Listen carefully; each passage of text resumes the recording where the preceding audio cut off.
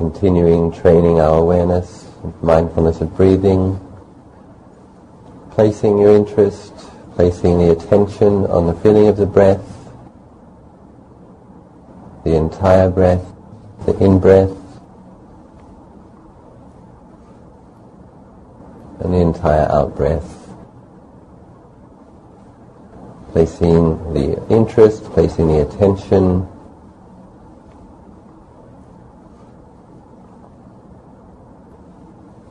and then relaxing into the awareness of the breath.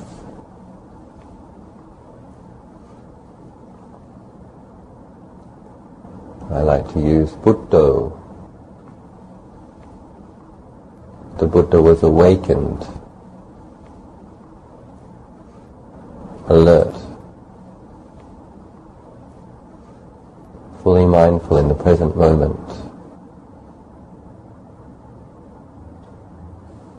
Breathing in, Buddha, and breathing out, Do.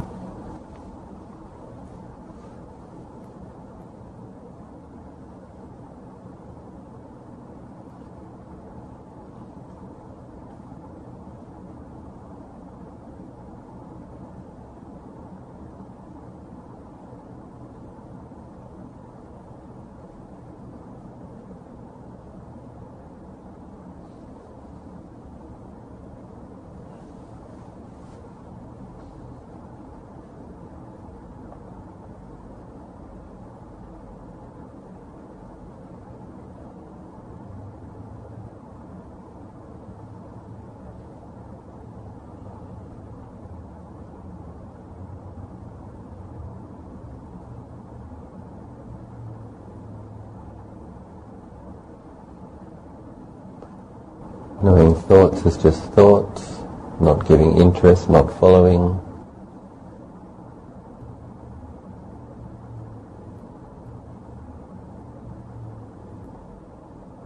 Leaving the past in the past.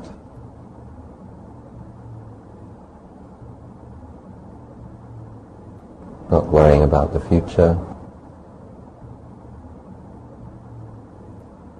Knowing one in-breath, Buddha. Knowing one out-breath, Do.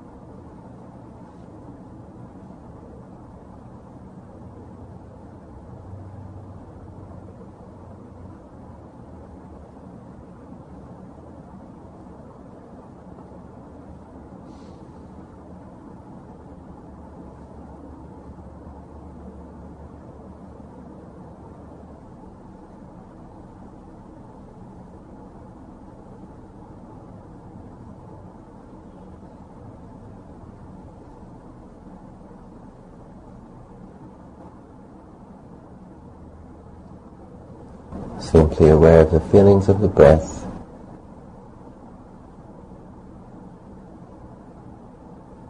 mindfully aware of the in-breath, mindfully aware of the out-breath.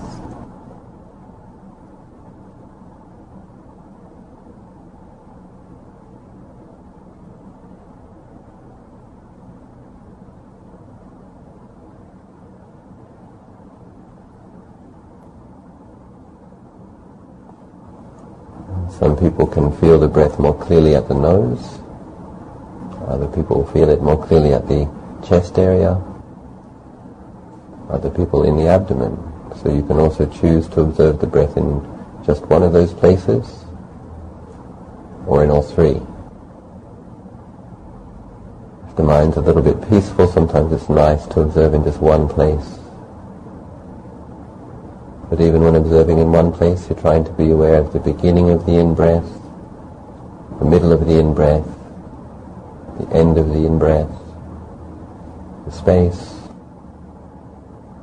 the beginning of the out-breath, the middle of the out-breath, and the end of the out-breath. another space.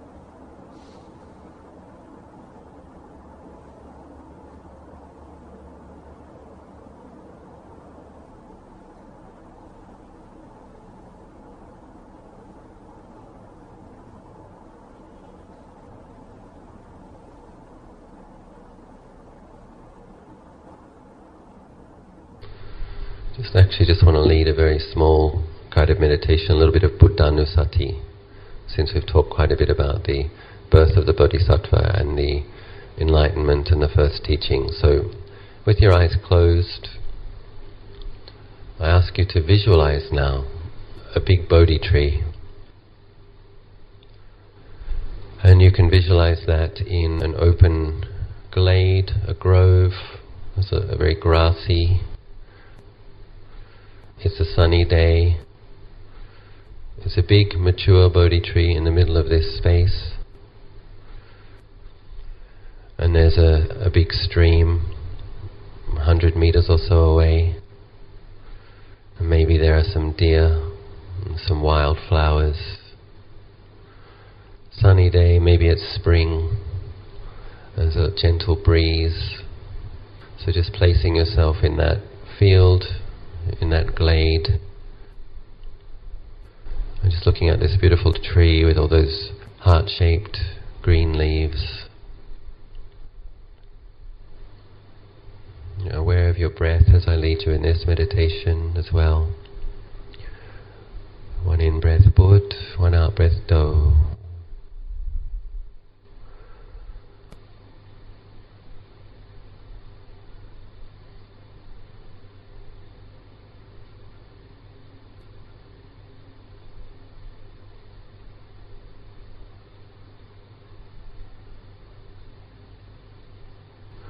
Aware of each in-breath and out-breath, breathing in Bud, and breathing out Do.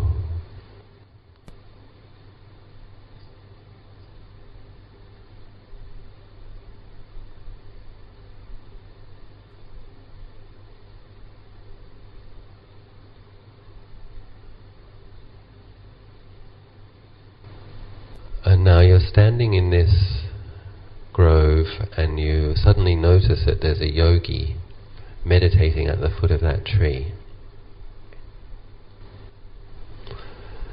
And you can feel a certain quality of tranquility washing over you. And there's a beautiful quality of stillness in the air.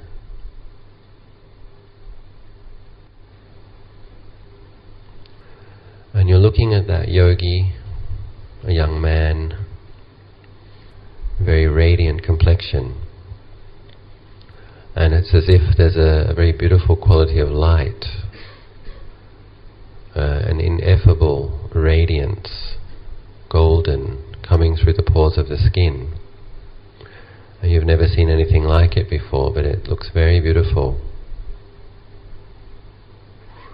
and you feel very peaceful. And you don't know why, but when you're looking at that being meditating under the Bodhi tree, there's this feeling of trust. Something in you says, you can trust this person. And so you walk a little closer to this tree and to this meditating yogi, slowly. And you come quite close, and that sense that you had of the tranquility, of the well-being, is even more powerful now. And that silence. And it's as if a deep peace is pervading the whole place. And so you kneel down and you bow with faith to this being.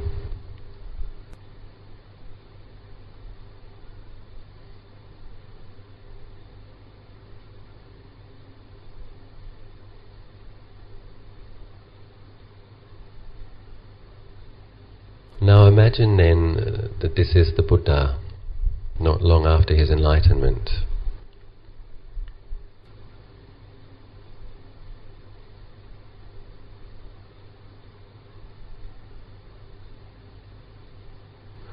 Aware of each in-breath and out-breath, breathing in Bud, and breathing out Do.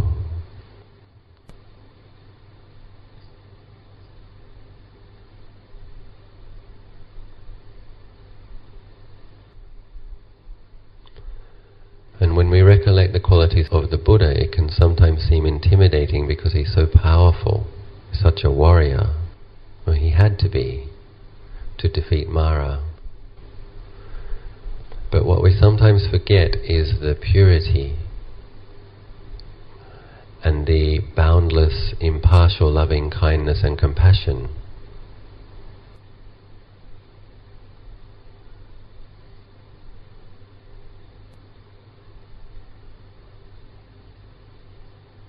And then also that he is the teacher of teachers, teacher of gods.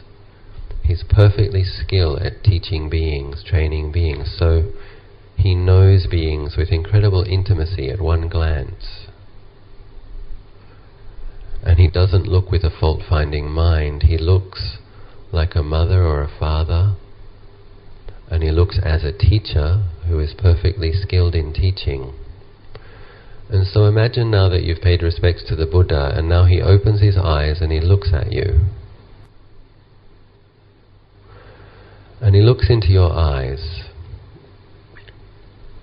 And what you see as you're looking back at the Buddha's eyes is that beautiful quality of impartial, unconditional love. And you feel that profound kindness and that sense of trust.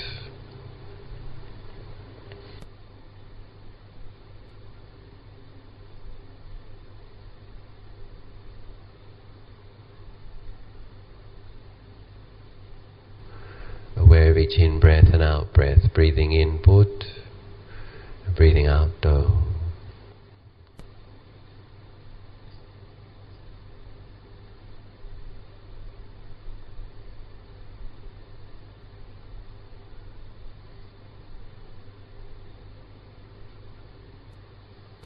And then imagine that the Buddha is radiating his loving kindness, a quality that he cultivated for thousands of lifetimes.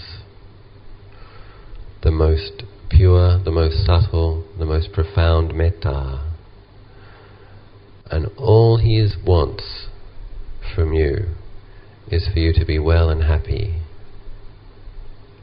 There's no selfishness, no greed. Impossible for him to have a harmful thought. All he is capable of is wishing you well. And so visualize that and imagine that the Buddha is wishing you well.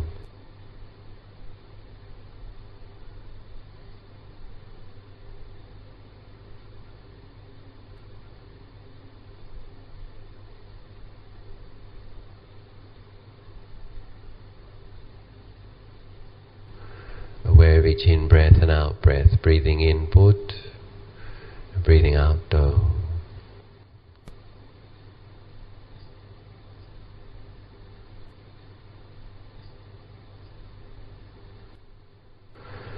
And the reason that he strove for so many thousands of lifetimes was so that he would have the qualities and the skills to be able to help people like you.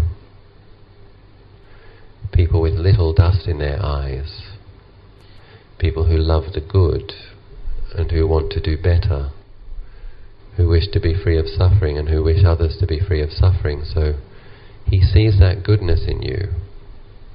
And he's radiating loving kindness. And he's wishing you well.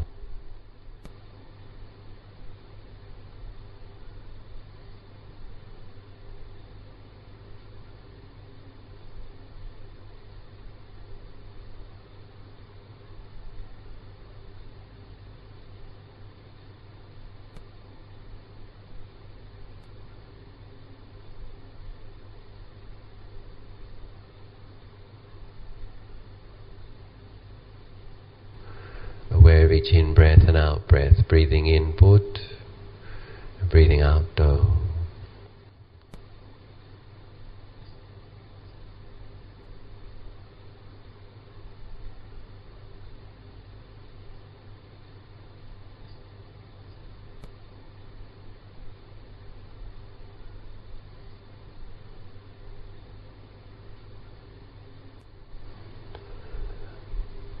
And in your visualization you can pay respects to the Buddha one more time and you can say, "Thank you, Lord Buddha. I'm going to try to train myself in the way that you've taught so that I truly can be well and liberated as you wish."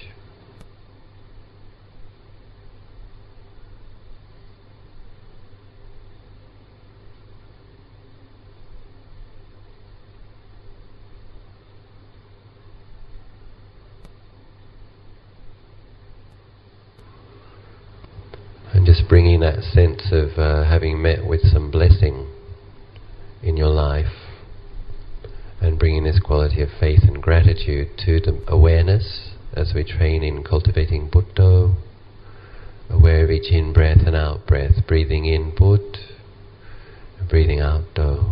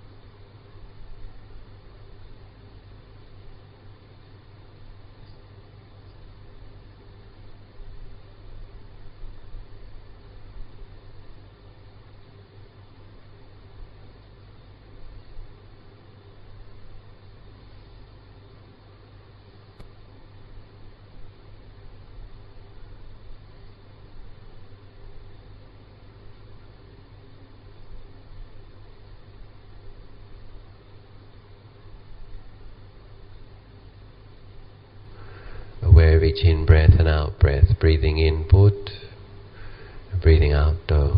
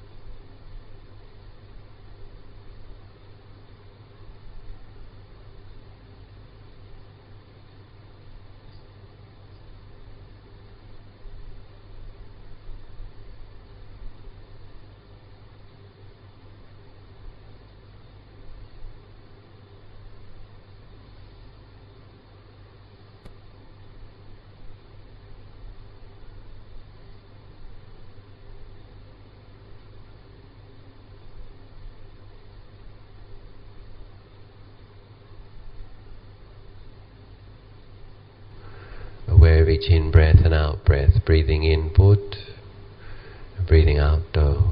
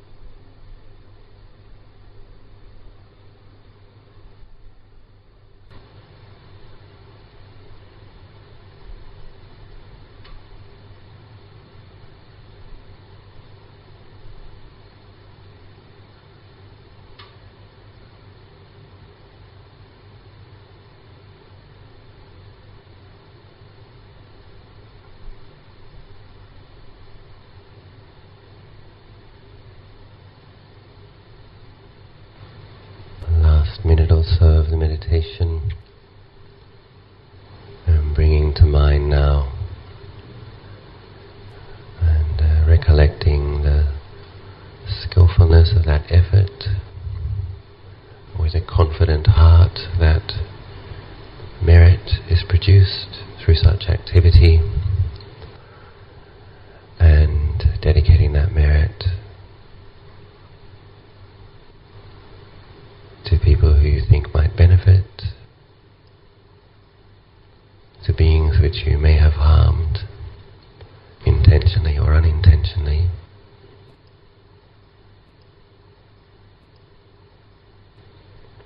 or to all beings, as you see fit.